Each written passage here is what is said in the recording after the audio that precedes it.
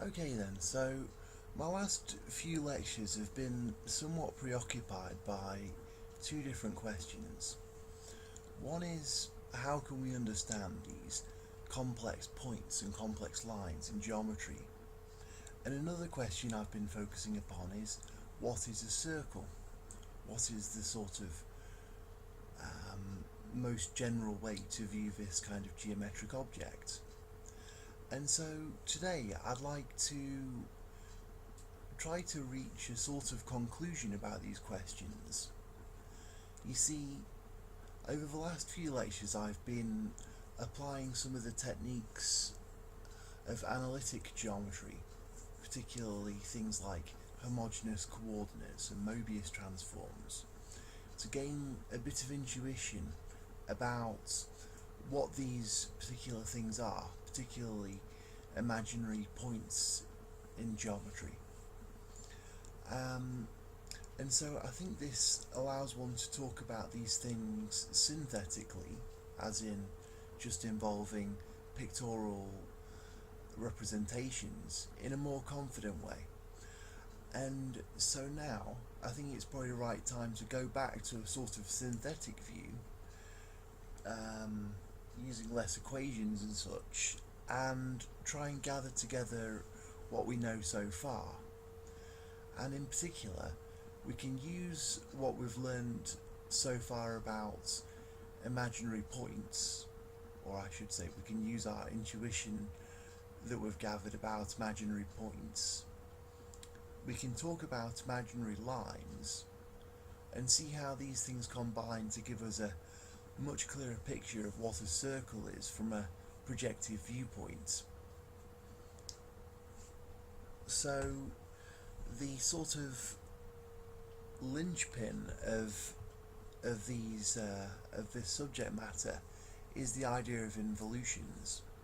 So here we have a circle and we have a purple line, and you see that the circle induces an involution of this purple line to itself.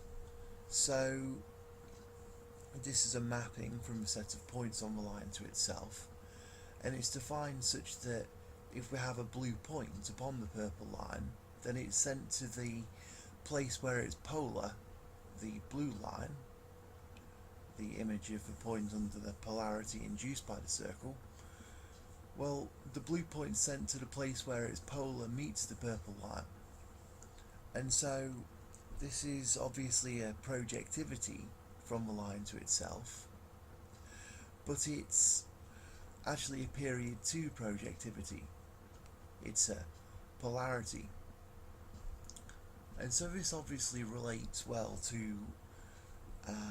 the idea of imaginary points into the circle.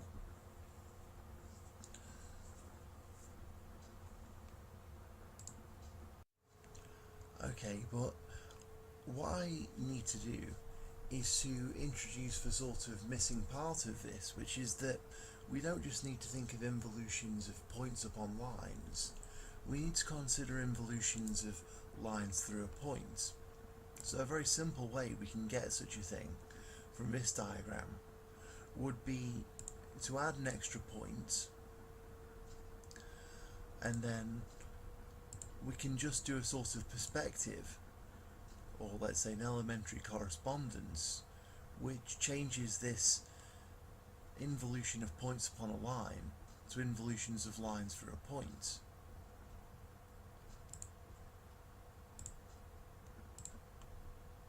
So just connecting our newly added dark blue point with a line through the object and a line through the image, these two newly drawn lines are going to be in involution with each other.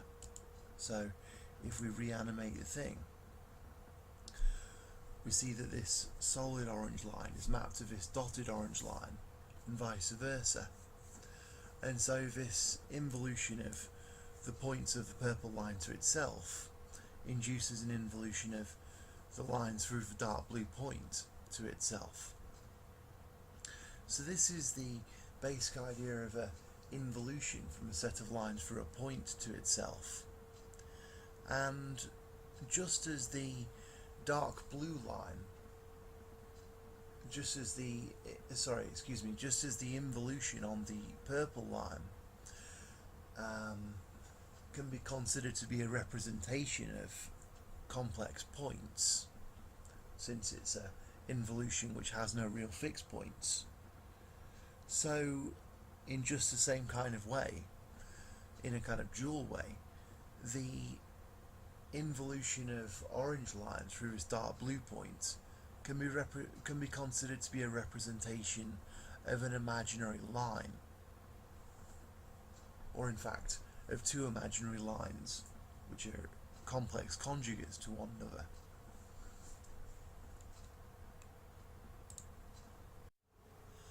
Okay, so let's take a look at this question. What is a circle projectively? So basically a circle is a kind of conic, and it turns out that its sort of distinguishing features, the thing that makes it a circle as opposed to a parabola or an ellipse or something, is, or at least can be thought of as, the way that it treats the points at infinity when we look at the type of involution that it induces. So on our projective plane we have this so-called line at infinity. To find a point on the line at infinity, just draw a pair of parallel lines. They meet at a point at infinity, and the whole line at infinity can be obtained by looking at all of the sort of pairs of parallel lines and where they meet in all the different directions. So the interesting thing is that if we look at this kind of involution where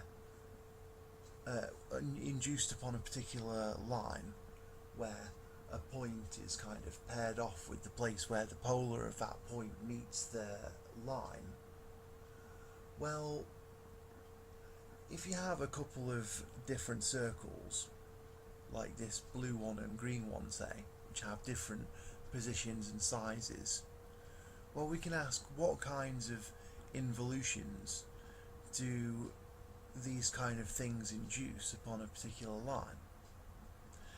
And you can see here for this finite purple line, different types of involutions are induced.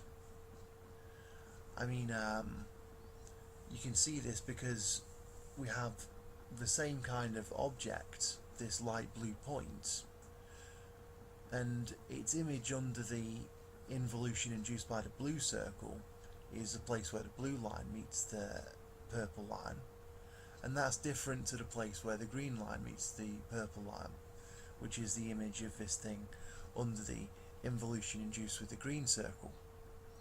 So here these two circles are doing different things to the points on this purple line, but let's see what happens when we move this purple line further and further away from the circles.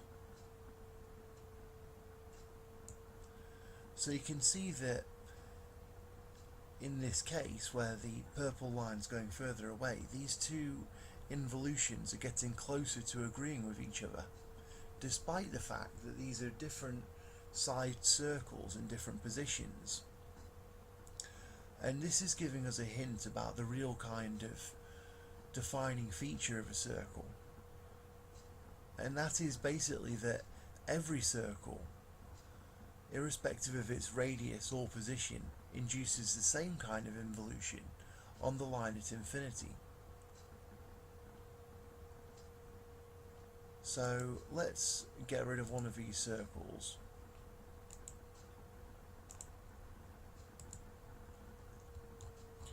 Now if we consider the case where the line is really, really far away from a circle,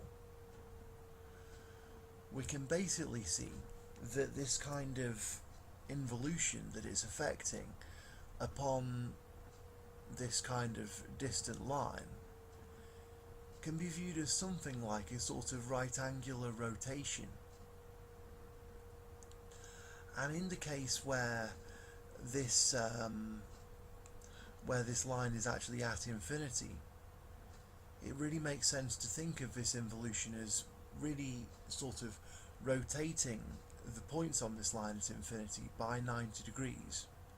Now it sounds a bit strange to consider rotating points upon a line. Surely rotation is something that's supposed to happen to lines for a point. Well, that is so, but when we're thinking about this sort of set of points at infinity, this line at infinity, a good way to think about points on that line is to associate them with particular line directions. So, for example, this point here, let's suppose that this purple line is at infinity, so it's too far away for us to really look at directly, but we can associate it with a line in this sort of direction roughly, because that orange line will meet this line at infinity at that specific point, and its image is the place where this sort of perpendicular line is going to meet this line at infinity. At least this will become exact once we sort of let this line truly go to infinity. So that's the key feature, that all circles induce the same type of involution on the line at infinity. And I'll try and convince you of this in a more direct way in a moment, but suffice to say, basically, if we have a if we have a conic, and then we know that it induces the same kind of involution on a line at infinity as a circle does, then we know it's a circle. Now, the way this is usually spoken of is not in terms of involutions per se, but in terms of complex points. Complex points are represented by involutions, and these kind of involutions, which don't have any real fixed points, the kind which are appearing here, are represented by complex points. And so it's more common to say, rather than to say that every circle induces the same kind of involution on this line at infinity, it's often preferred to say that every circle meets this line at infinity at the same kind of points, the same kind of imaginary points, these so-called absolute imaginary points at infinity.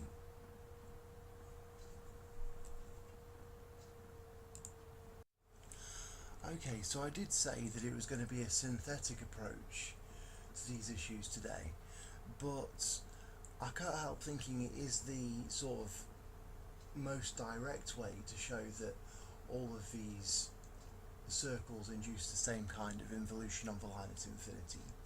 To take a look at the issue using homogeneous coordinates. So if this kind of algebra is not your cup of tea, or you haven't learnt about homogeneous coordinates yet, then just block your ears up for the next 5 minutes or so, and we'll get back to a synthetic approach. So I'm just going to quickly go through this. You can have a look at my videos on homogeneous coordinates and so forth if you want to get more understanding of the underlying definitions. So a general circle, then, we can write it as a Cartesian equation. X take away a all squared plus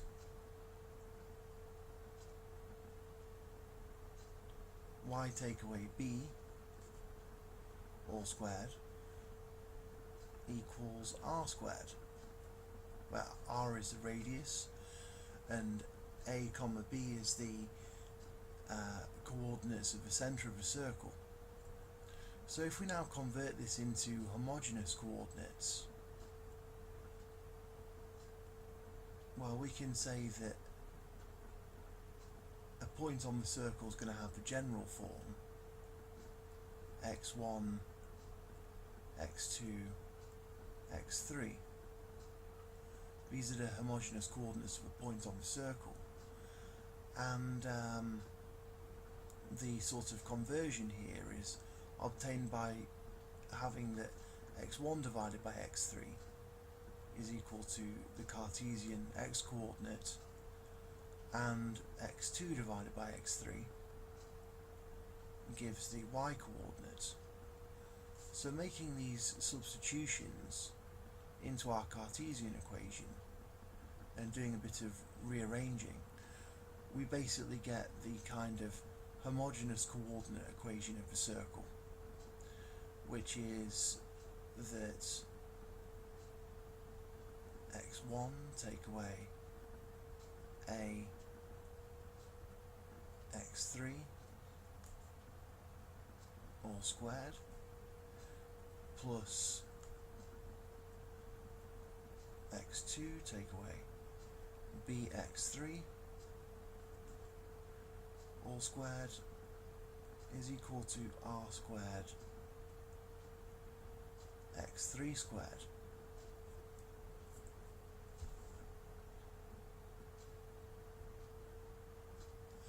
Now if we expand this out, then what do we get? We get x1 squared plus x2 squared. I'll rearrange it a bit as well. So what do we then have? Take away 2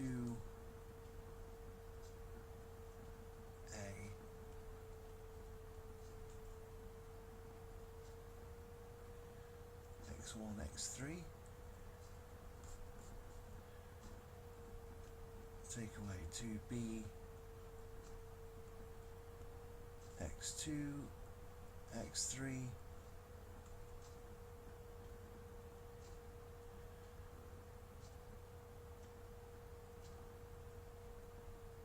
plus a squared plus b squared take away r squared all times by x3 squared equals 0.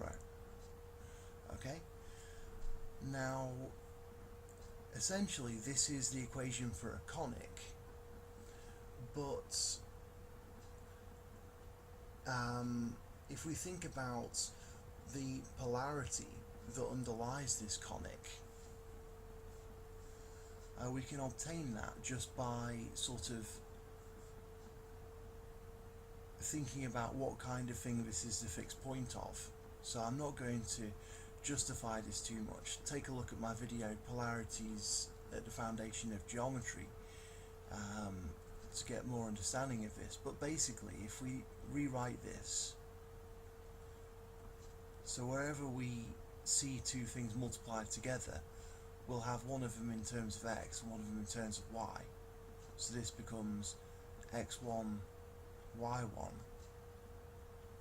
plus x2 y2 take away a x1 y3 plus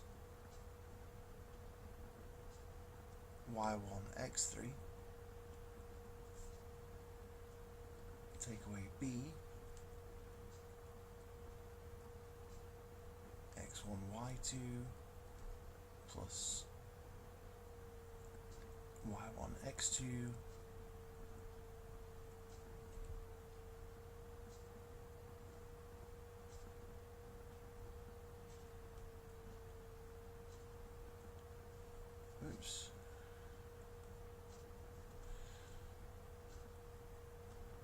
plus a squared plus b squared take away r squared x3 y3 equals 0. So what this equation is telling us is if we pick a specific point x, then this is going to be an equation in y, and that's going to give the set of all points y that lie upon the polar of x. So let's now take a look at what happens. So this is basically a specification of the sort of polarity that we get that this circle induces.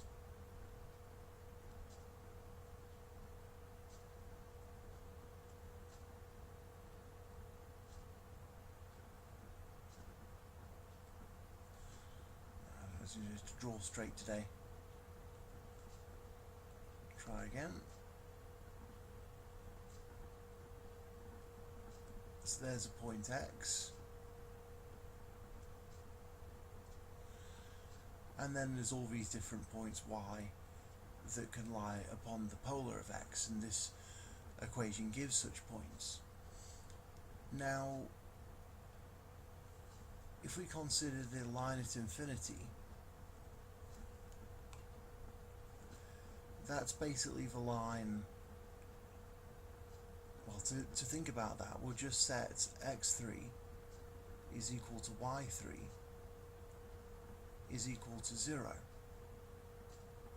And by fixing our attention to a particular line now, I suppose this green line is the line at infinity, we've really got a sort of description of just an involution upon this line at infinity.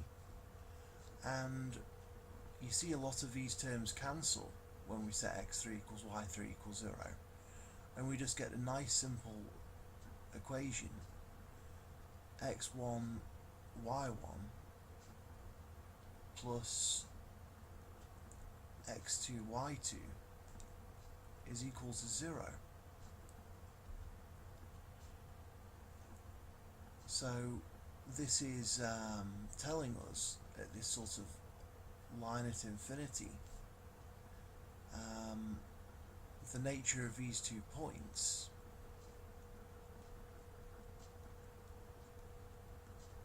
x1, x2, 0 and y1, y2, 0, which are getting interchange with each other by this involution induced by the circle.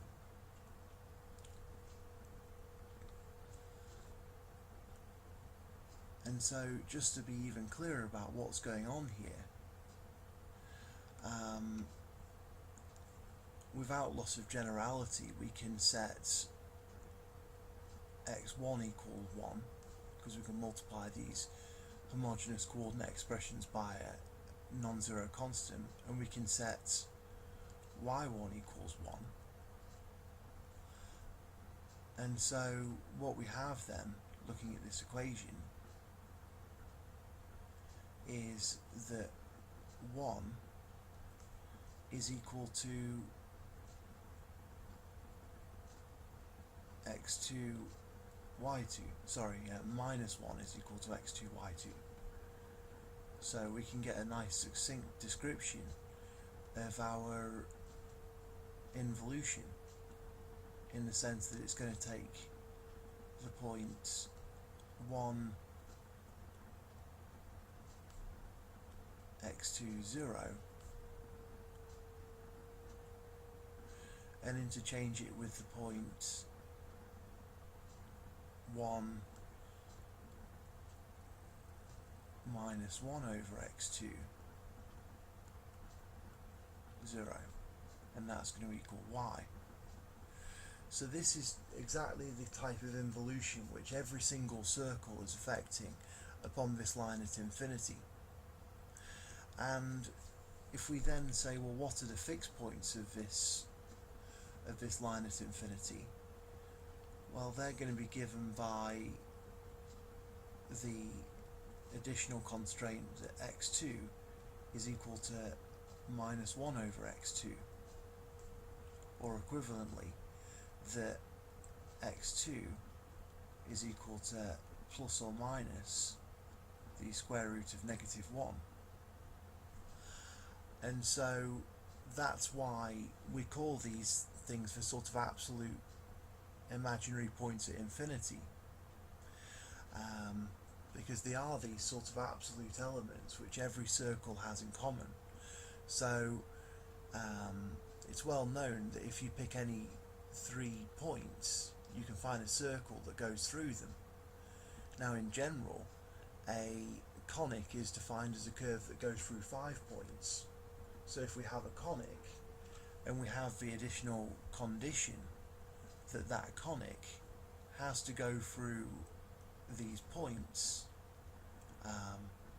1 I0 and 1 minus I0, where I is just the square root of minus 1, well, a conic that goes through these 2 points and 3 others is going to be a circle.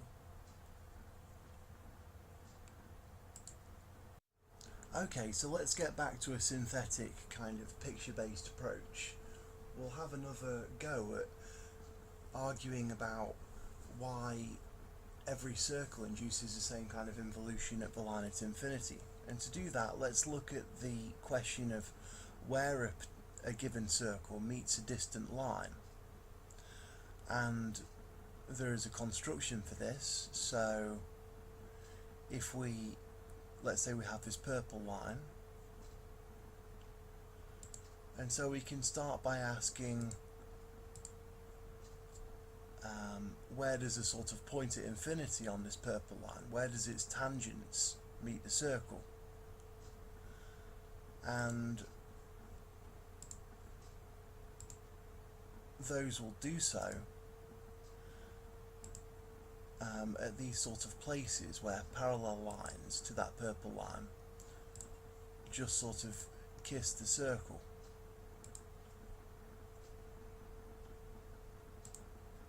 This is true for any conic. You can find so once you've done that, once you've done that, if you then connect those 2 sorts of tangent points, that'll give you a line through the centre of the conic. Now,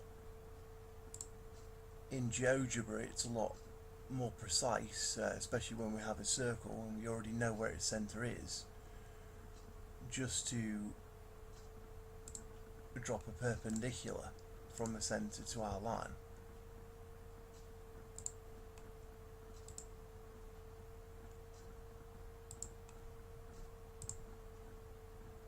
And then these 2 lines that we want to add are just going to be perpendicular to those. So that gives us this point upon our line, which is sort of the centre, or perhaps you could call it the real component of the kind of complex contact points or imaginary contact points that this purple line has with this circle.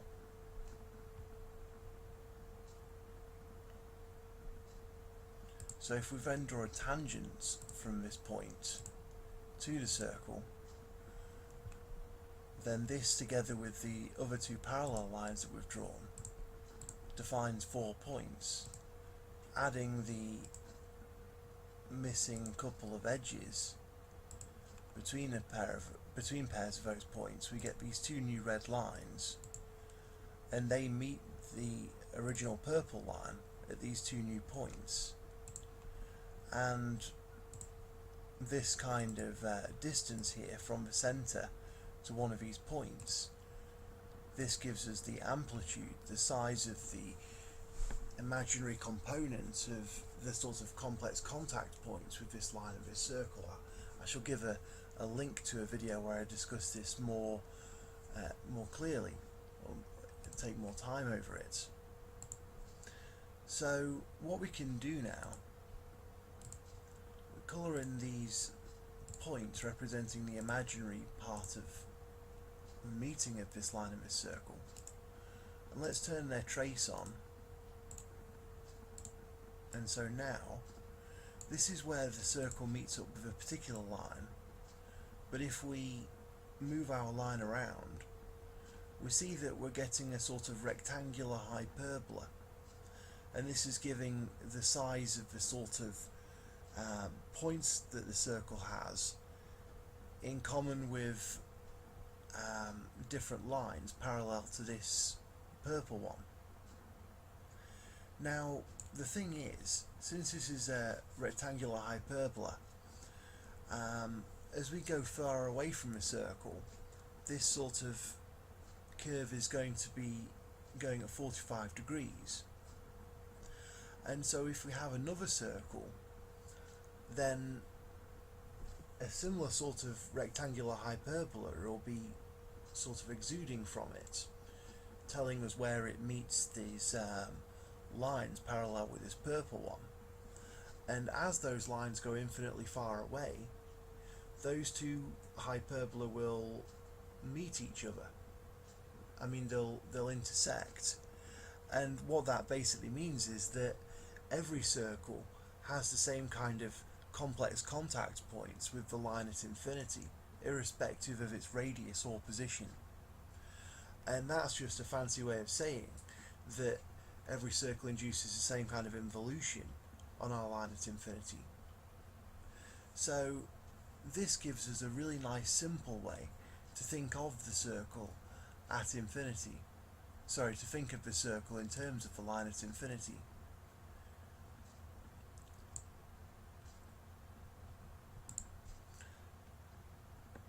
So if we take another look at this system here, and we'll just suppose that this this line, this purple line, is at infinity, although obviously it's not that far away. And now what we can do is use this idea to construct another circle. So a kind of classic Euclidean way to think about a circle is if we take a pair of points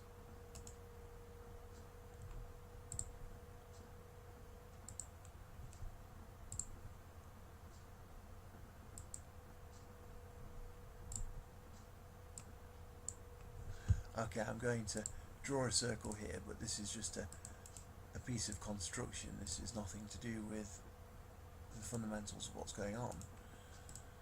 So what we're going to do now to make our circle is we'll draw a line out of this left hand side point, and we'll just draw a perpendicular line out of this right point. And if we see where those two lines intersect with each other, well, as we consider the set of all such lines,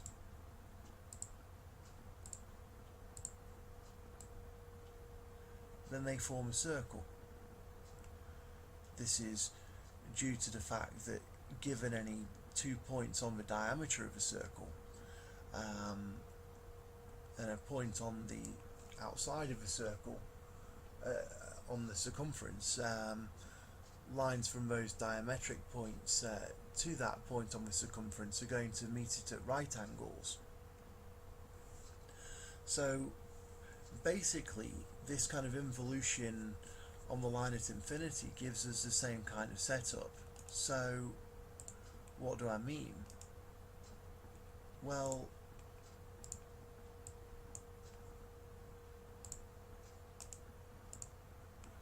basically if we want to draw another circle, what we can do is pick a pair of points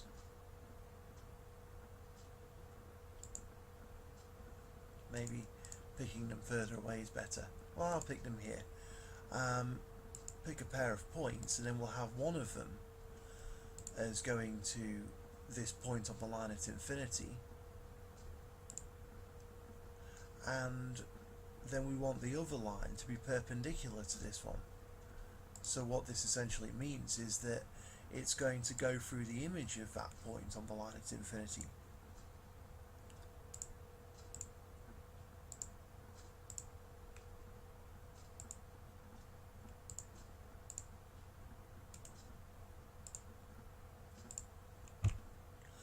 So if we now take a look at all the points that are generated like this, we see that it makes something like a circle. Now here it's not going to be an exact circle, because of course this line is not truly at infinity.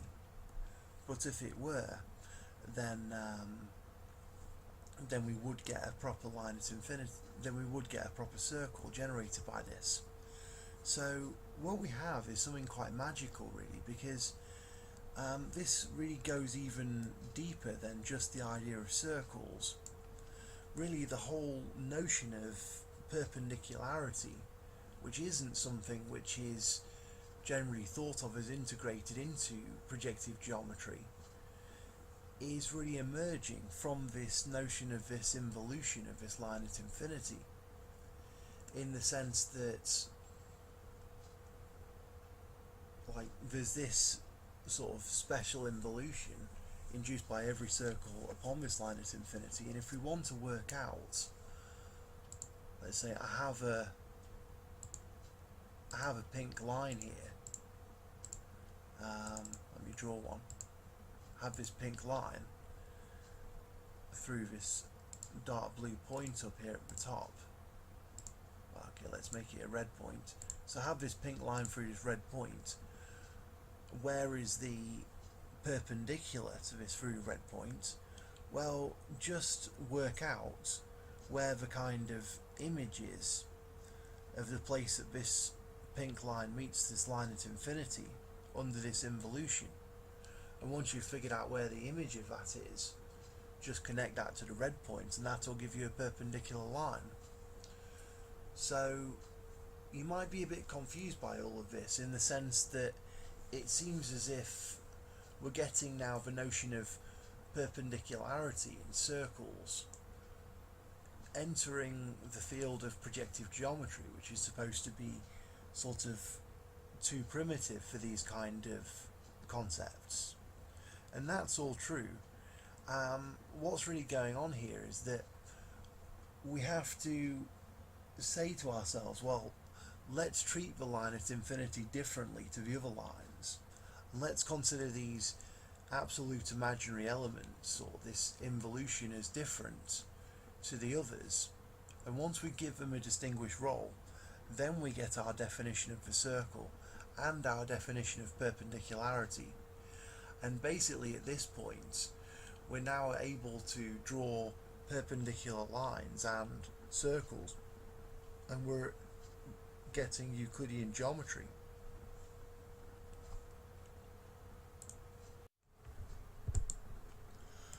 Okay, so it's nice to think about the set of all concentric circles, the sort of family of all circles that have a common centre.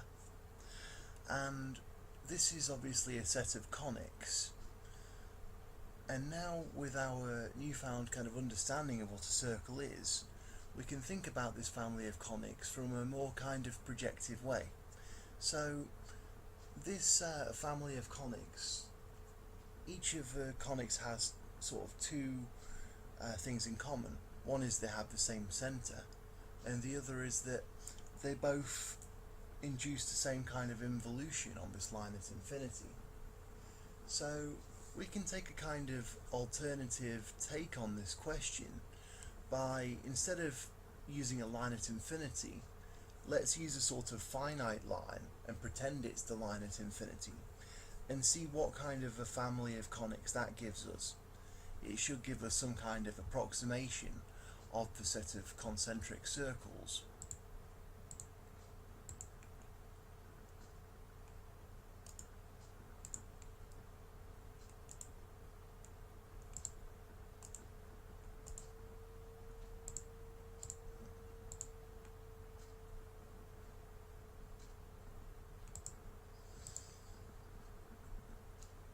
Okay, so we'll use this purple line to denote the line at infinity.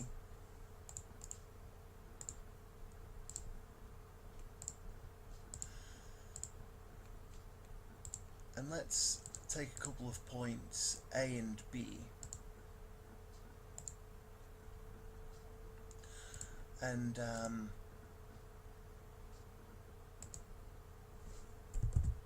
these are basically going to be acting like the sort of points that we're drawing perpendicular lines out of. for the standard construction of a circle according to the Euclidean method that I was doing with the orange lines before. So we want to find the centre of this circle.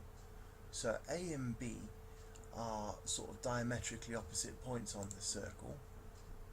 This is just one of our family of concentric circles. So that meets our line to infinity, our purple line, at a point that we shall call x dash. Now, to find the centre of the circle, we just want to find the harmonic conjugate of x dash with respect to A and B. So we can do this,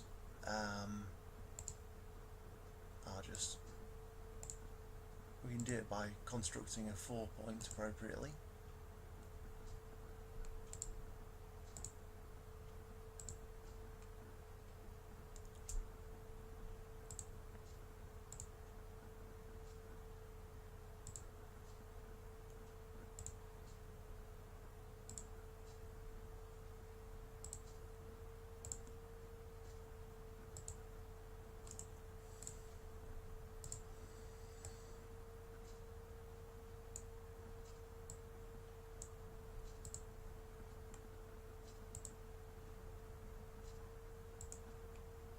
Okay, so we find this 4 points and its other edge meets the line here, so this is going to be the harmonic conjugate of x dash with respect to A and B, and we'll call that x. That's going to be the centre of our circle. So let's just erase these construction lines now.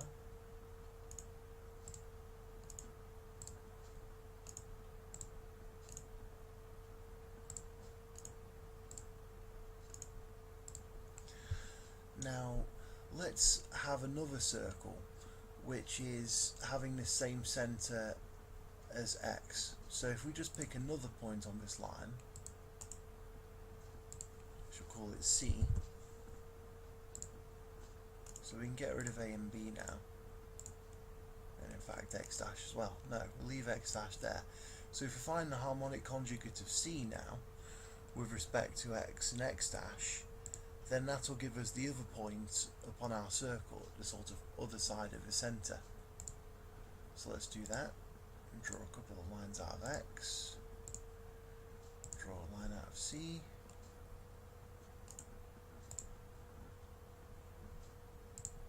and connect these two newly made vertices with x dash. That gives us quadrangle of 4 points, and the other place where this meets our line is going to be the harmonic conjugate of C with respect to x and x dash. Let's call that D. So that's everything we need now to get this family of concentric circles, except just a small matter of actually producing the circle itself.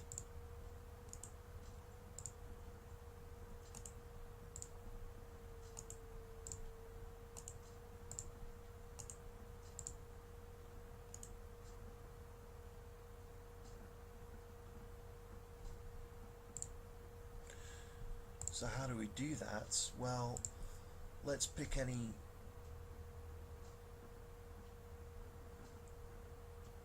point that we like, and we'll use this to define our sort of perpendicularity on our line at infinity.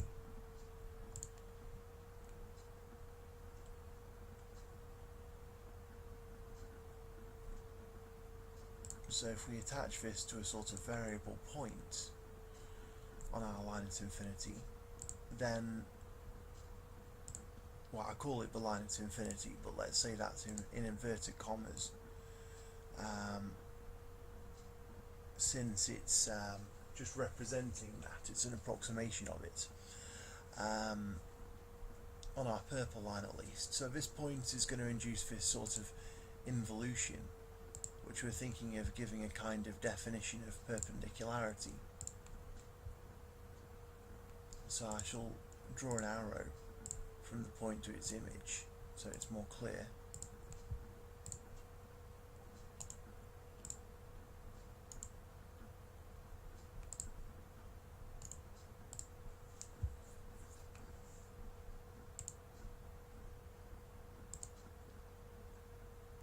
So what we can do now, if we draw a line from C to a place on this line at infinity, well, the line perpendicular to it through D is going to be this one that joins to the right arrow. So varying this line through C and seeing where these two lines intersect is going to give us a sort of circle through C and D.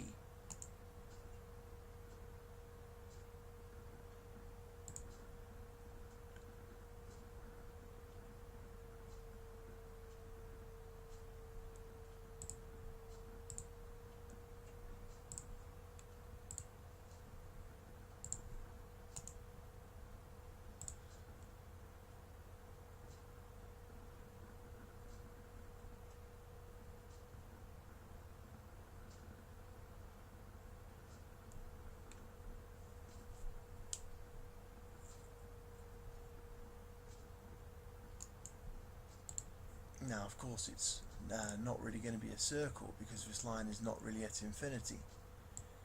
But what's interesting is if we vary C, we can then do the same kind of thing again, and we'll get another sort of conic, and in fact we get a whole family of them depending on the positions of C.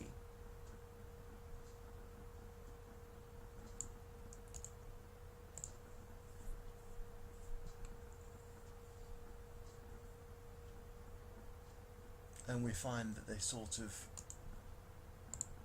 change from when C and D are very close to the centre, then we get an ellipse.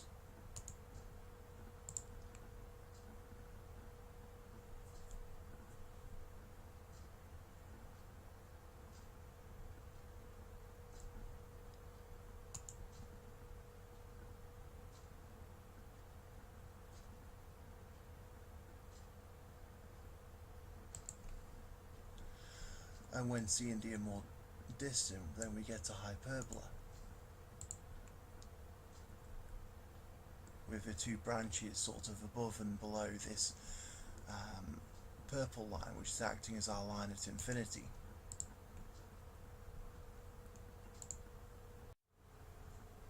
Okay, so what we're going to do now is to take another look at something which I actually applied in the last construction, which is finding the harmonic conjugate of something. So suppose we want to find the harmonic conjugate of a point C with respect to a pair of points A and B. So let's show how to do this. Now, there's a couple of reasons we might want to do this. One is because, well, there's a few reasons. One is because these kind of systems appear in lots of places, and it's going to help us a lot with our constructions. Another is that we're thinking a lot about involutions today, and when we have an involution which has fixed points A and B, and we want to find the image of a point C under the involution, then this kind of method which constructs this point D is going to allow us to do that. In other words, the image of a point under an involution is its harmonic conjugate with respect to the two fixed points of the involution. Now, this is helpful when the involution has real fixed points. And the third reason we're interested in this particular argument here is because we're going to dualize it and look at what happens when we have involutions of lines, or we're finding harmonic conjugates of lines for a point. And that's going to be helpful for us later on. So how do we do this construction?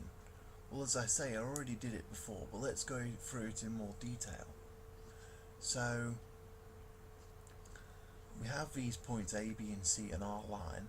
Let's call our line K, the purple line. So we draw a couple of lines through A. We'll call those A1 and A2. And we draw a line little c through C. We find where those meet, the defined points P and Q. And then we connect those new points with the point B to give us lines B1 and B2. those then find us two new points for our quadrangle. So A1 meets B2 at the point S, and A2 B1 meet is point R. So those R and S are two new points on our quadrangle. Drawing the line through R and S, that meets our original line K at the point D that we're trying to find.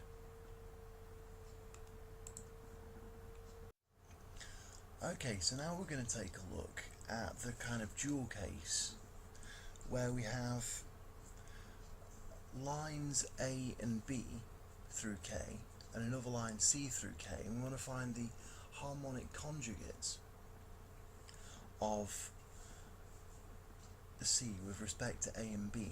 So we can take this construction as a kind of definition of that, and it's just dualizing the last construction. So essentially we want to find a sort of four-line structure that makes these lines go through K.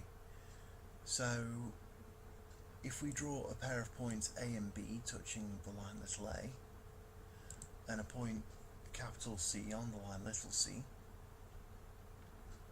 well, let's define P and Q by drawing lines through that triangle, and then we'll let B1 be the place where line little b meets little p, B2 be where little b meets little q, and then we'll just let R be the line through B1 and A2, S be the line through B2 and A1, and those two newly drawn lines R and S are going to meet at a new point, and connecting that point with K, that gives us our line D, which is the harmonic conjugate of C with respect to A and B.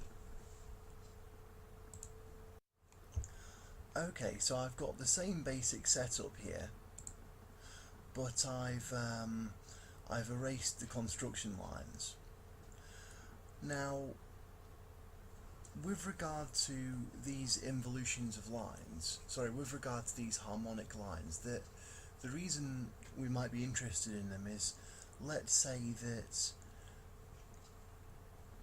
we have that A and B are the fixed lines, of some involution of lines. Well then, if D is the harmonic conjugate of C with respect to A and B, then D will be the image of C under this involution of lines. And the real reason I wanted to go over this is to highlight this important fact, which is that if a pair of lines, C and D, are perpendicular to each other, we can get that to be roughly true by varying this point. There we go. So C and D are, and also C and D are harmonic conjugates with respect to another pair of points, A and B. Well then, what we're going to have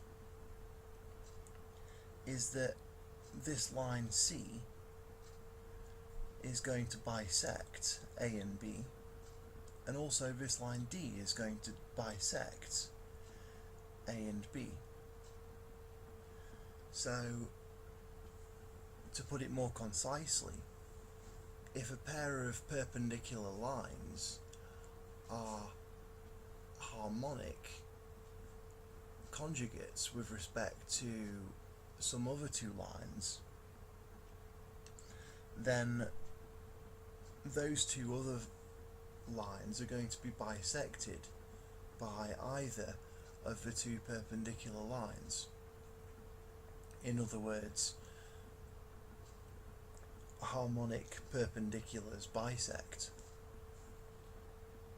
or HP bottle as I like to think of it, remember it.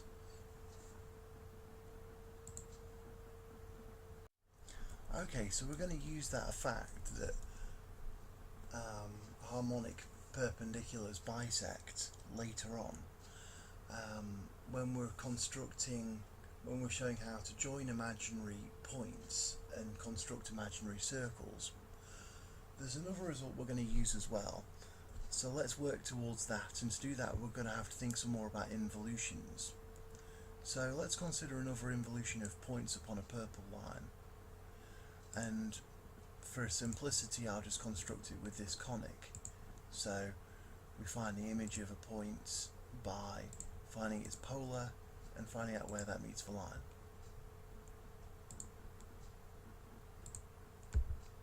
So this dark blue point is the image of the light blue point, and if we recall the other point, pink,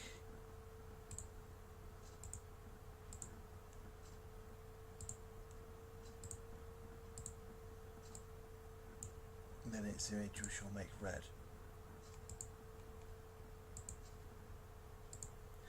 So the other thing I wanted to talk about is projecting involutions onto conics, because just as we can have an involution on a line or about a point, we can have an involution on a conic. So if we just draw an extra conic, it might as well be a circle, and it might as well be a bit further away. I'll colour it green so we don't get confused with our other circle. Now what we can do is project these points onto our circle.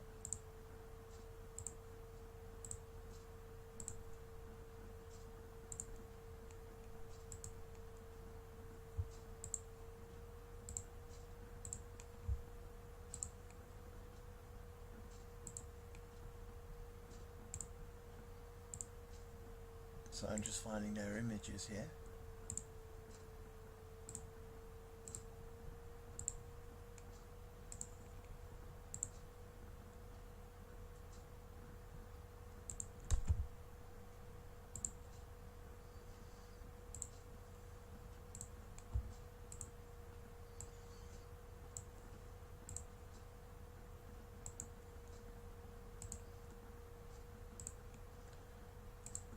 Okay, so we might as well rub out these construction lines.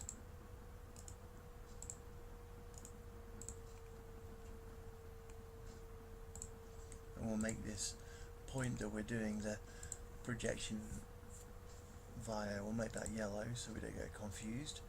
Now if we just draw a line through each of these pairs of points that go together in involutions, the place where those two lines meet is going to be the sort of the pole of the involution, as it's called. So we have an interesting thing here, which is that I should keep that there. Yeah, so if we have an extra point, let's run out of colours, okay, orange, and we want to find out where the image of that is under an involution, we draw an orange polar, and the image is this. Oops. Intersect, okay.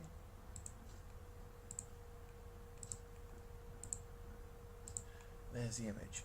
So now let's do an alternative construction of this point. So if we project this point onto our conic,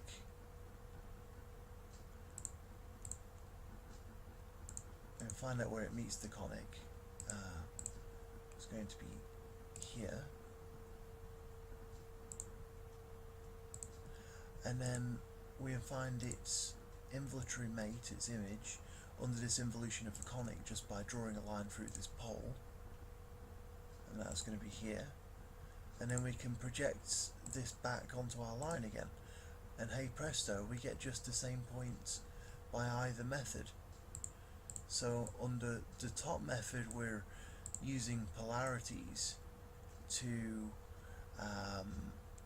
determine the image of our point, and on the bottom method we're using this method of so-called Steiner circles, where we're projecting onto a circle and then doing an involution on a conic, which is very, very easy because we just pick a line, pick a point, and then line through that point meet the conic at 2 points, those 2 points are mates with each other under an involution.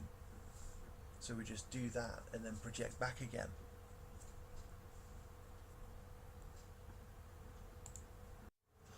Okay, so let's work towards the other important fact that we're going to need for our proofs later on. So what I'm depicting here is an involution on a circle, not an involution induced by a circle, but this is actually an involution of the points of a circle. So this has a pole M. So for example, A is sent to A dash and A dash is sent to A, because the line that we get by joining A to M goes through A dash and vice versa. And so the fixed points of this involution are going to be the sort of double points, the places on the circle where lines through such points only meet the circle at one point. So in other words, the places that have tangents meeting at M are going to be the fixed points, and we'll call those X and Y.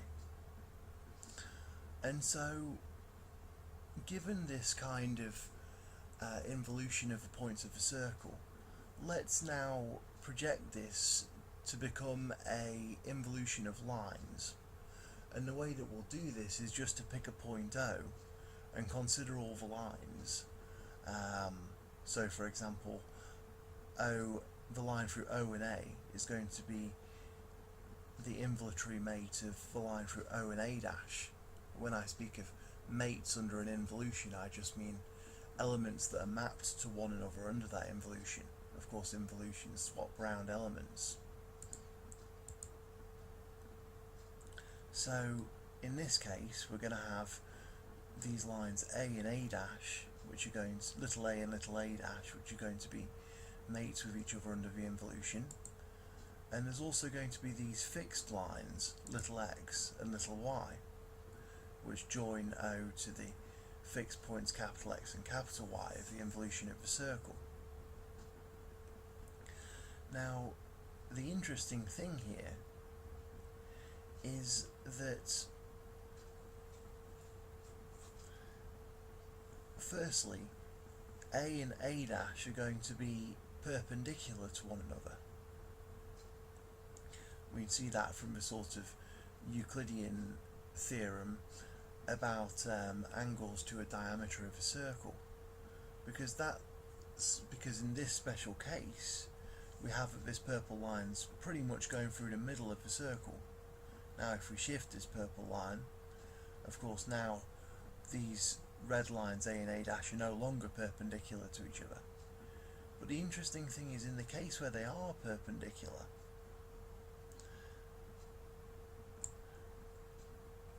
we're going to have that both A and A dash are actually going to bisect these green lines, these lines through X and Y, these lines X and Y. And so it can be shown using Euclidean geometry that when this line, this purple line, goes through the centre of a circle, in other words, when A and A dash are going to be on a diameter, then indeed these two angles between are going to get bisected, so that this line, little a dash, is going to bisect the lines little x and little y. So the interesting thing here is that by varying this position of this purple line, we see that this kind of bisection only happens in a very special case, and this scenario where we have a couple of lines which are mates with one another under an involution only occurs in a very special case. So here's our sort of second fact to illustrate this, and that's given a pair of fixed lines x and y under an involution, there's going to be just one pair A and A dash of mates with each other under the involution, which are perpendicular to each other. And A is going to bisect X and Y, and A dash is going to bisect X and Y. Now there's one thing to notice here. So this kind of result actually holds irrespective of what kind of involution we have. So here our grey point, our pole of our involution, is external to our conic. That means this is an involution which has real fixed elements. But if M was internal, then the fixed lines of this involution would be imaginary. But this result still holds, in a way I might get around to discussing later. However, there is one special case where it doesn't hold exactly, and that's when this pole of the involution is right slap bang in the middle of the circle. So in that scenario, in fact every pair of involutory mates is going to be perpendicular.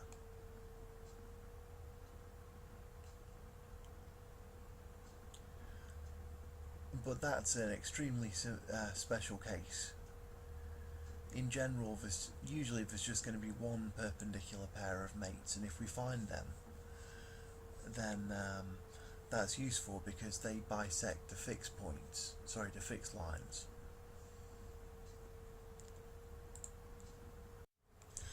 Okay, so I think that's enough background about involutions.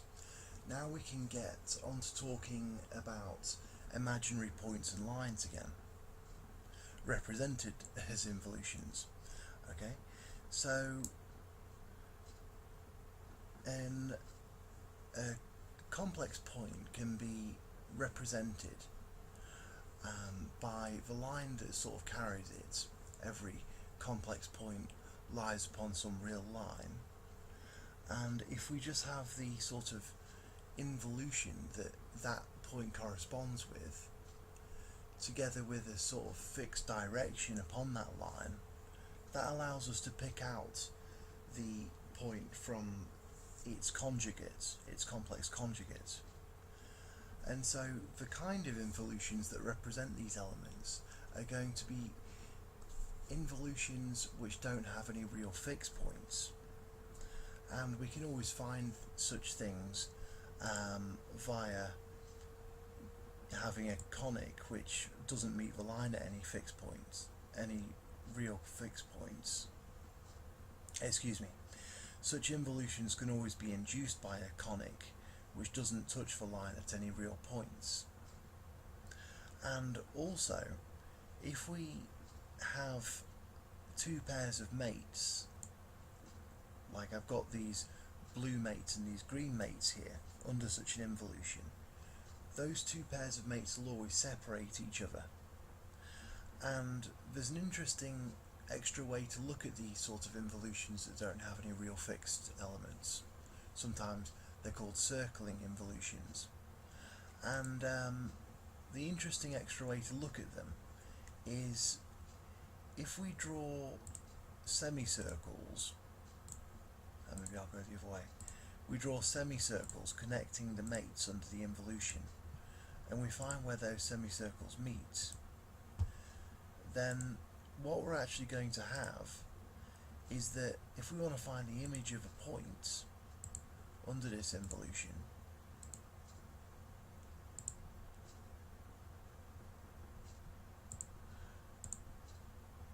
then we just draw a line from that point, say this red point here, to this place where these semicircles meet. We'll call this R. And then if we just draw a perpendicular of that line through R, that gives the mate of our red point under the involution.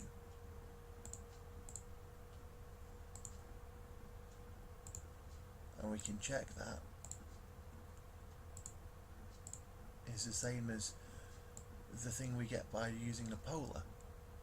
So we always have this sort of centre of rotation R associated with a circling involution, such that we can just do a kind of 90-degree rotation about that point R, and if we draw lines from there, then those give us the involutory mates of points. So this is really a very simple way to find out what happens under these circling involutions, which are very important for representing our imaginary points.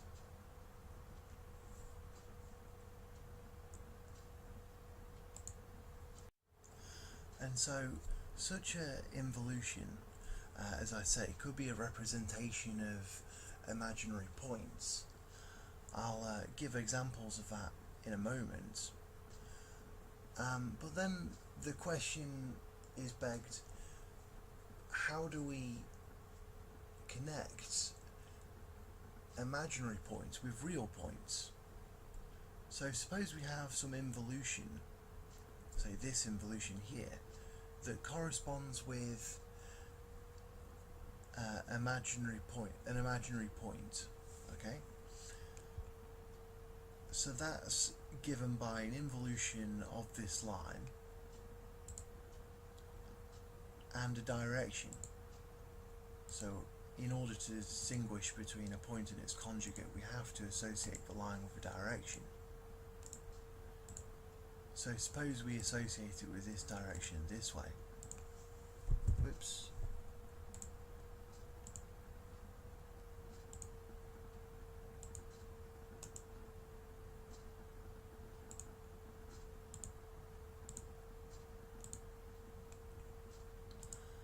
So this gives us a imaginary point essentially, because it's an involution in a direction. And let's suppose we want to link that imaginary point to this real point here, which I'll draw in orange. So the way we do it is fairly simple. All we do is just sort of project this involution, so it goes from being an involution of points on this black line and becomes an involution of lines through this orange point. So we have this light blue line,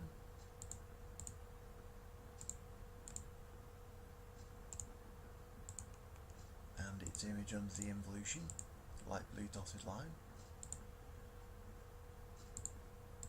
And we also have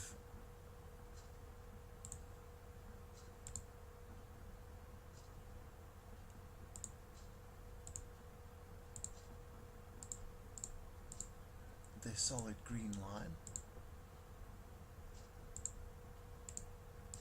and the dotted green line.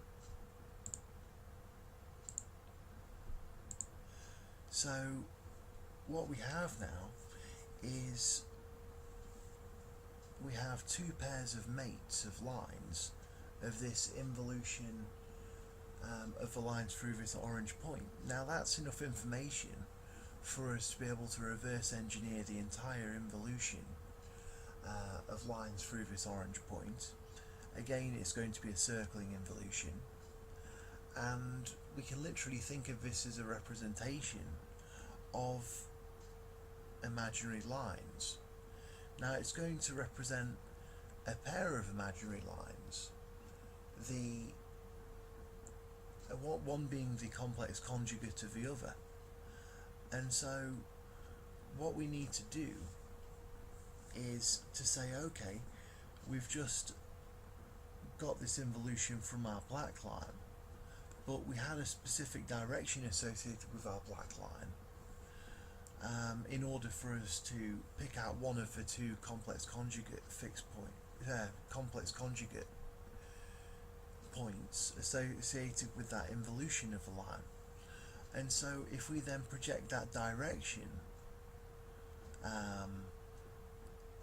onto the orange point, that allows us to distinguish between these two different complex conjugates lines.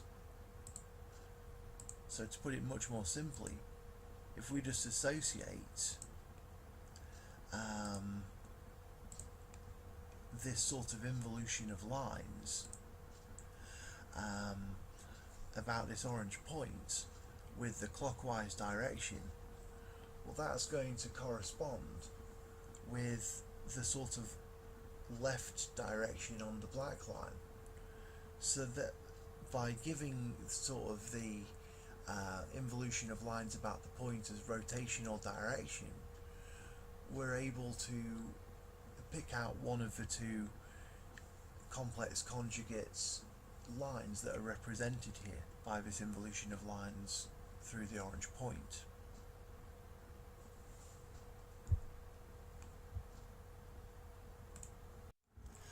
Okay, so let's take a look at this familiar construction of the meeting points of this circle with this distant line. So I've done this many times before, once in this lecture and probably about 100 times in other lectures.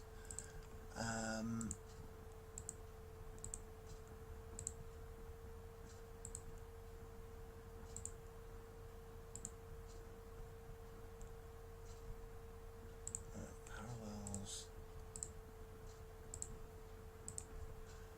and then we connect these other 2 points of our 4 point.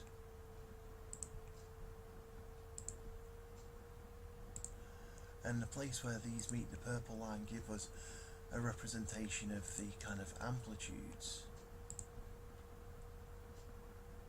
of these complex contact points. Now, the way we can interpret this is kind of cool, because if we put a point here, then to draw a circle like this, we find this point here,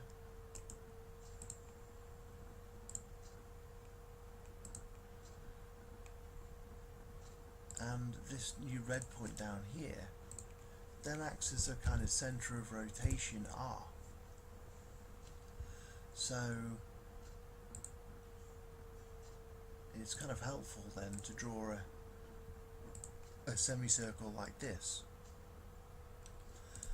And so the complex points at which this circle meets this line are associated with this involution, which has a rotation centre of R.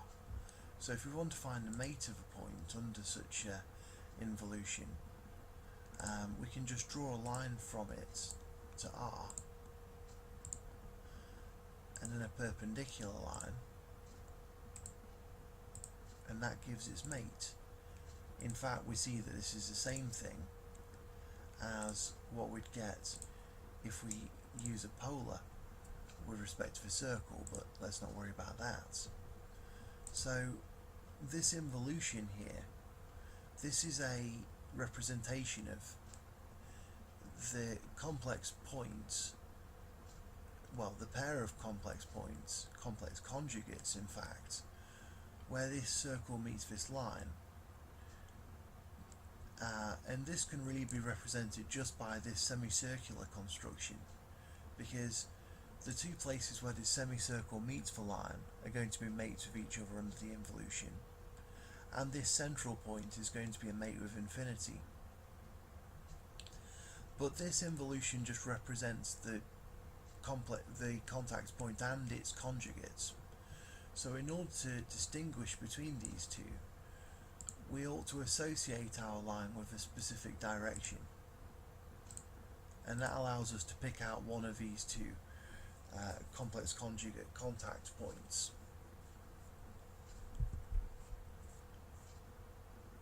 Now there's another fairly interesting thing here. So here what we've basically done is to construct the sort of contact points that a circle has with a distant line. Now another thing we can do, which is I think very interesting, is if we have a point interior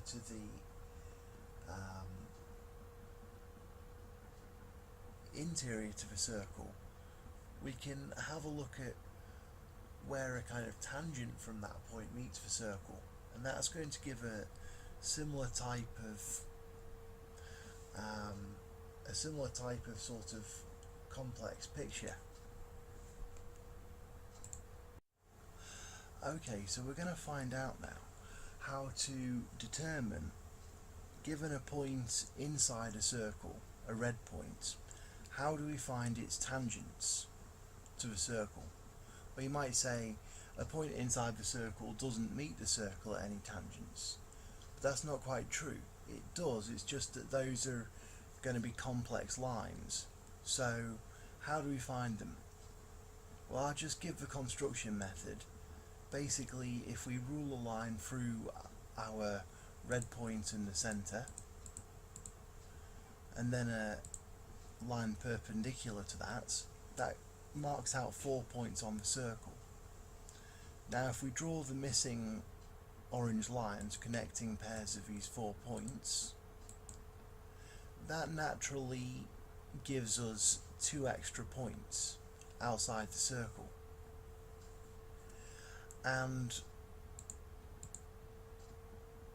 if we then connect the red point with green lines that join it to those points, this is essentially a representation of the tangents from that red point to the circle. So what we have here is an involution of lines about this red point, within which the green solid line and dotted line are mapped to one another, and the 2 orange lines that go through the red point are mapped to one another. And also notice that we have this kind of, it's sort of like a canonical representation of this involution. So it's not necessary to use such a representation. Any pair of mates of this involution would do to represent these imaginary lines, but to use these specific ones is good, because we have that one of these pair of mates is going to be one of these mate pairs is going to be perpendicular, these orange ones, and according to our facts before, you can see how they sort of bisect the pair of mates given by the green lines. But there's something else very interesting here, and that is if you look at these 2 black points outside of the circle. I mean,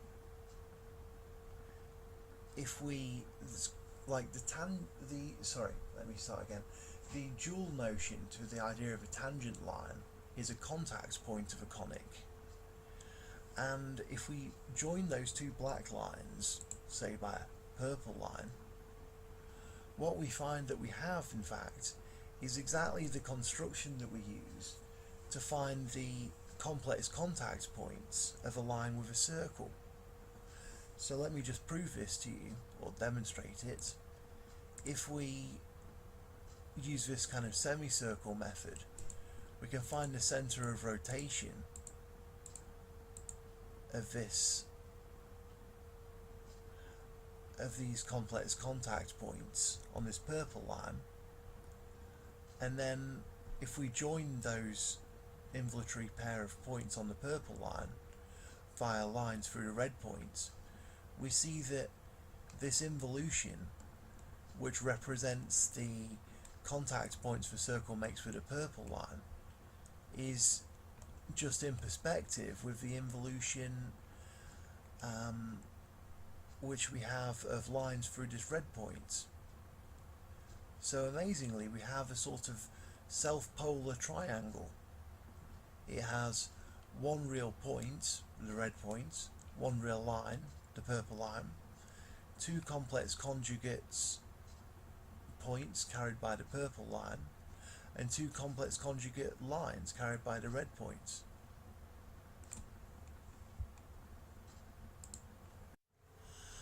Okay then, so now let's talk about perhaps the most important case, which is what happens when we have 2 imaginary points and we want to join them by lines. So unless they are complex conjugate to one another, we're going to have to use imaginary lines to join them. And so how do we do it? Well, we're going to have a couple of conjugate imaginary points A and B on one real line that's sort of carrying them, and another pair of complex conjugate imaginary points C and D. And so these are represented by involutions, and we can use that sort of semicircle notation to denote these involutions, as I was doing before. And then how to connect these things?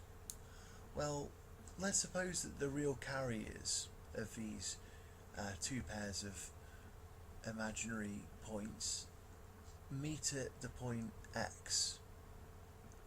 So what we want to do is to, we have these two involutions on these lines, and we want to find an involution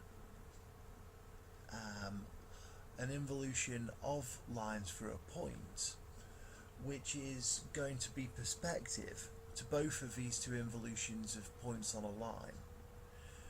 And if we do that, then that involution of lines for a point is going to be an imaginary line joining these two things. So the way that we do it is to make constructions on both of these two black lines that are sort of projectively corresponding to one another, and then we use that and link up some corresponding elements to find these to find the carriers of the imaginary lines that we want to find. So we start off by finding the involutory mate of X on this top line, AB. So that's easy. We just draw a line from O to X. O is the centre of rotation of this top line, and a perpendicular back down gives us the mate of X, which we'll call Y. Similarly, we find the mate of X on the bottom line and call it Z. Now, the other thing that we want to do is to find another pair of involutory mates on the top line, and in particular let's try and find a pair of involutory mates U and U dash. So when I say involutory mates, I mean they get mapped to each other under this involution, and let's suppose that we want them to be harmonic to X and Y. So we want U and U dash to be harmonic to X and Y. Now, the interesting thing is that since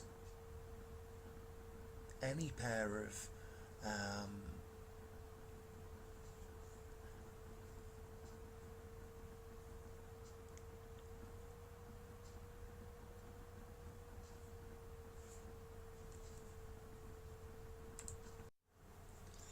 so the thing here is that from our sort of fact 1, we have that harmonic perpendiculars bisect.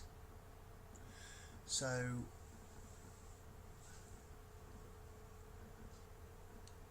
since we know that U and U dash, the lines joining those with O, are going to be perpendicular, and so if we insist then as well that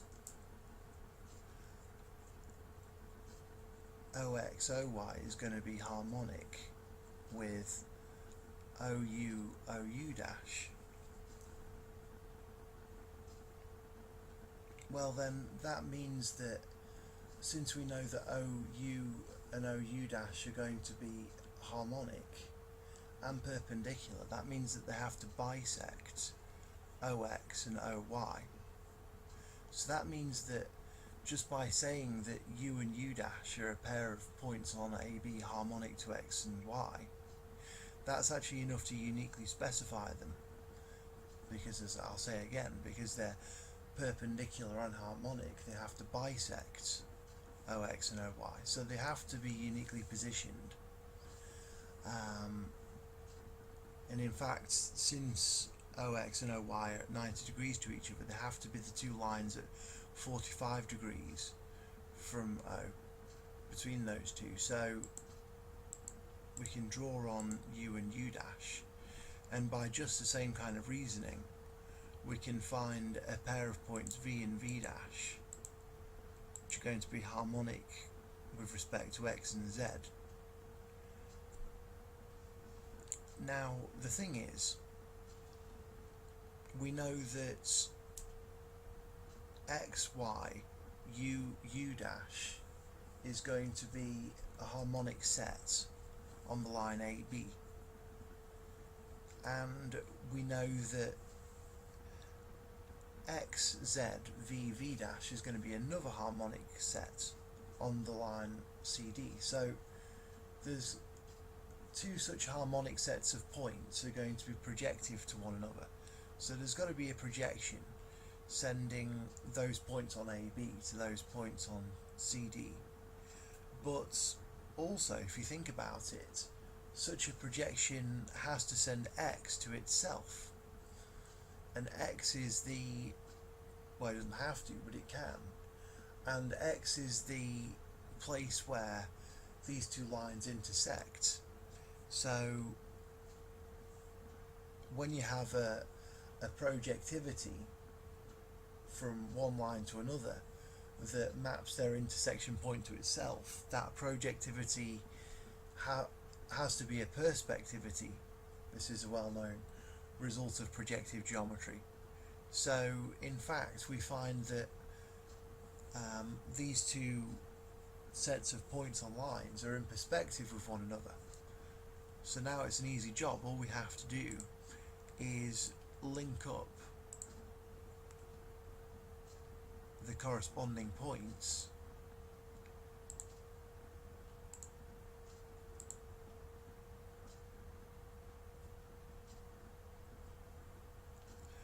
and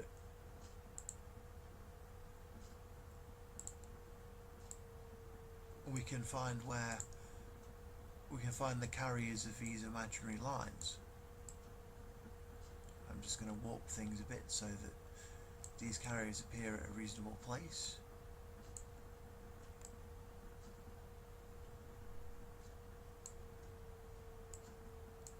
That'll do.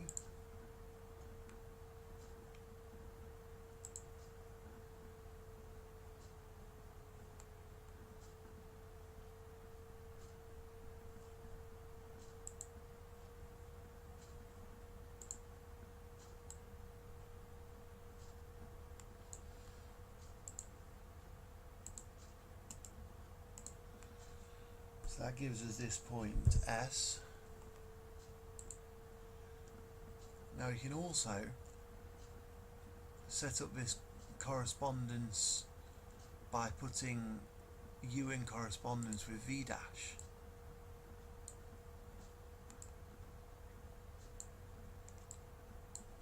Just make this a bit bigger so we can see what's going on. And V in correspondence with U dash. And so we can draw these sort of diagonal lines in like this, and this gives us the other potential carrier, T.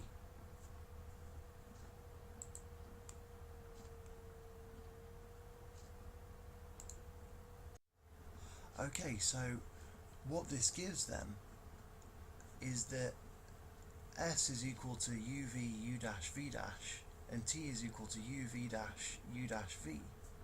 These are the carriers of the imaginary points. Sorry, these are the carriers of the imaginary lines connecting our points. So what we have here, interestingly, is that we don't just get one pair of imaginary lines, we get two. And if you think about it, the reason is because what we have here is really a sort of imaginary 4-point system. So we have 4 imaginary points, A, B, C and D, and then connecting them we have 4 imaginary lines, those represented by the yellow and pink here as involutions, and also the 2 black lines. So 6 lines in total.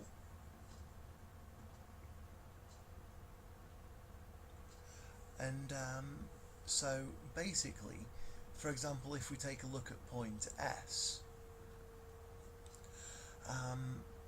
we have these two pink lines for U and U dash. They're going to be in involution with each other. So there's an involution of lines through S that's representing some of these imaginary lines.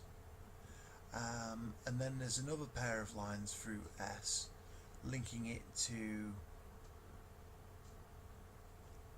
Y and X, those yellow lines, and they're also going to be in involution with each other. So those yellow lines and those pink lines, they're two pairs of involution in involution. So that defines an involution of lines about S, and that defines a pair of imaginary lines through S. And those imaginary lines are going to be AC going clockwise and BD going anti-clockwise. Now the way you can see this is as follows. Think about S and that sort of, if we project the direction of A and the direction of C onto S, those are both going in the same direction, so that means that those two complex points are going to meet at a line through S, and those are going to get projected to the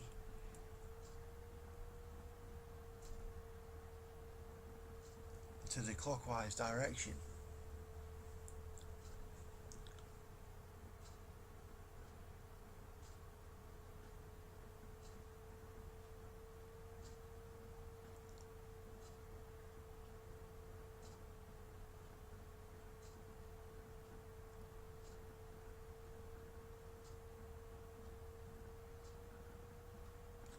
Excuse me, no they're not. They're going to get projected to the anti-clockwise direction.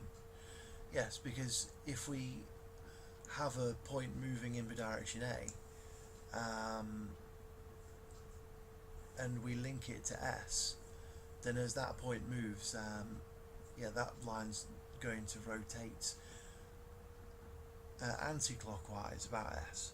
So excuse me, there's going to be two imaginary lines meeting at S. They're going to be AC associated with the anti-clockwise direction and BD associated with the clockwise direction.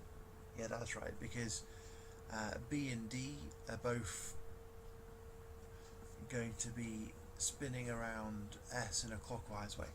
And similarly at T, there's going to be two imaginary lines, and they're going to be AD in a clockwise direction and BC in an anti-clockwise direction.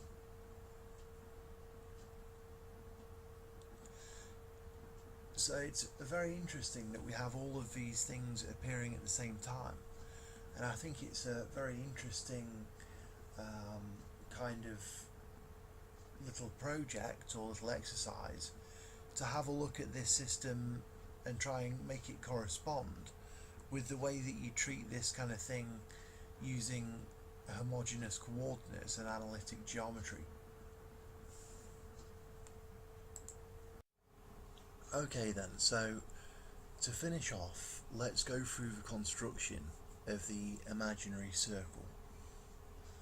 So we're going to suppose that we have a couple of imaginary points, A and B, and these are carried by this purple line, and we can just represent them by these amplitudal points N and M, with this sort of semicircular arc like usual. Now what we're going to do is we're going to draw imaginary lines J and K, which are going to be linking M and N to some other point X. So X is just chosen to be a carrier for these imaginary lines, and what our tactic's going to be is basically we'll think of one of these lines, let's say J, as a line from A, and then we're going to see where that meets the line at infinity, find its sort of image under this involution of a line at infinity. That will give us the kind of perpendicular line, perpendicular imaginary line, and then we're going to find out where that meets this one, and that will give us a point on our circle. So let's do it. Essentially, to find out the sort of involutory mate of these, well, there's actually two lines at infinity, sorry, two imaginary lines here, J and K. Let's just consider the line J, which is going to be the line connecting X and A. And so since A is associated with the travelling right direction, J is going to be associated with the anti-clockwise rotation about X. Now,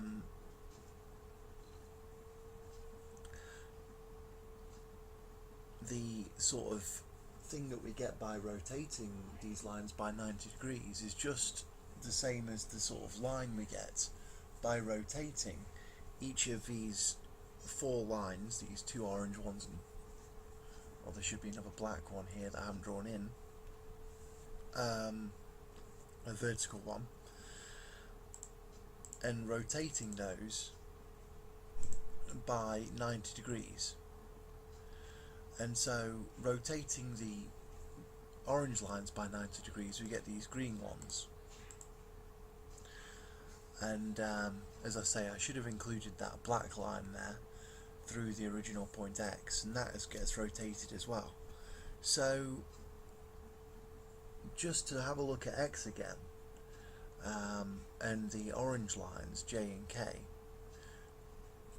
we're sort of representing these in the kind of canonical form, where we have a pair of perpendicular involutory mates, the black solid and dotted line, and then we have the two involutory mates, the orange solid and dotted lines, that are bisected by them.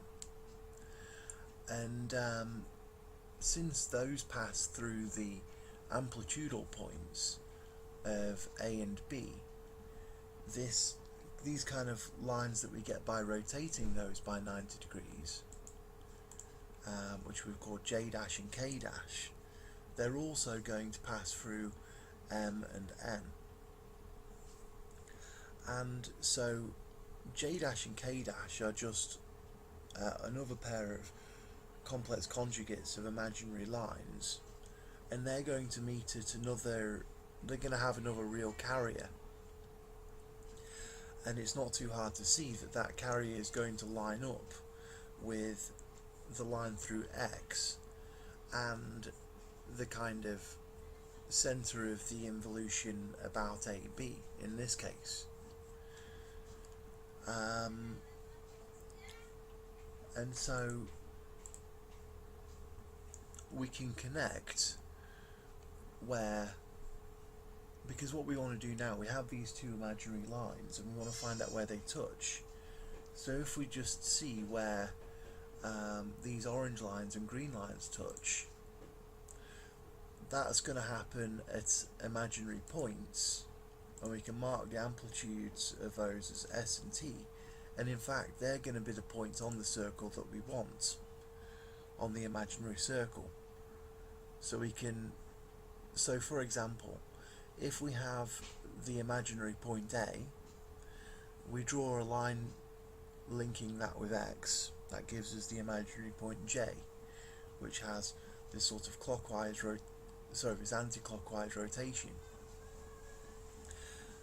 And now rotating that by 90 degrees, we get this point J dash, which again is associated with this anti-clockwise rotation. And that is going to give us this point P, which is going to be one of the points on our circle. So essentially,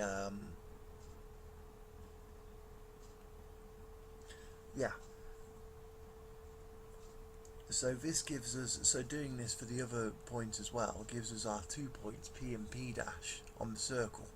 Now these are imaginary points, we're just representing them by these amplitudes. Now, what we can do, if we turn the traces on of these things, we want to consider lots of different imaginary lines coming out of A, getting rotated and joining back into B. So we can do that by varying X. And what we see here is that a whole kind of curve is produced of a whole curve of different points which show different amplitudes. And what this is essentially showing us is for different amplitudes of imaginary points where this imaginary circle is joining lines parallel to this line PP dash. So just as we had before, when we moved the when we moved a line around and saw where a circle met it, we found that there was a sort of hyperbola which gave the size of the amplitudes of the imaginary contact points that circle had with the line. Now in the previous case, as the line moved close to the circle, the points on that rectangular hyperbola kind of shrunk together, and then the imaginary components disappeared entirely and the points on the circle became real. But what we can see happening here is that that doesn't happen. Instead, wherever the line is, all of the lines in the same direction as this purple one just meet this circle at imaginary points.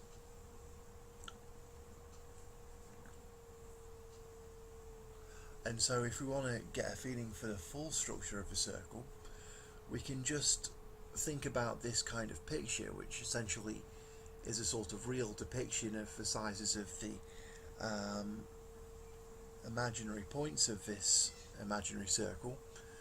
And then a similar picture is going to be produced if we considered the purple line as being rotated by a certain angle, and then just the whole picture would be rotated. So thinking of all the rotations of this curve, basically we can get a consideration of all of the different kind of imaginary points that are on this imaginary circle. It has no real points whatsoever.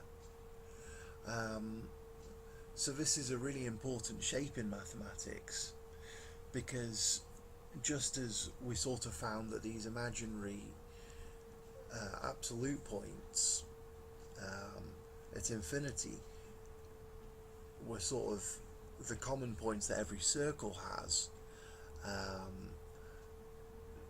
to this line at infinity, so this imaginary circle curve, the unit imaginary circle in fact, we can think of as the common intersection that every sphere has with the plane at infinity in the three-dimensional projective space.